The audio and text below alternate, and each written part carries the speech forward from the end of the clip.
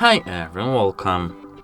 Today I have Amazon over-ear headphones and I'm going to show you how can you easily disconnect and connect back to them. So as you can see, now we are disconnected.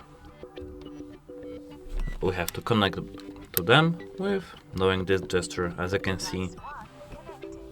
Now we have to go into Bluetooth by holding our finger on Bluetooth in our control panel.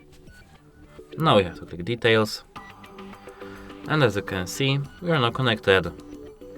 To disconnect, we have to go into the settings of our device by clicking this icon over here. Now, at the bottom, in the middle, we see disconnect. We have to click on it. To connect back, we have to click or disconnect button over here, or our device in the list. As you can see, our device is automatically disconnecting if we do something like this. That's it, hope it helps you. Goodbye!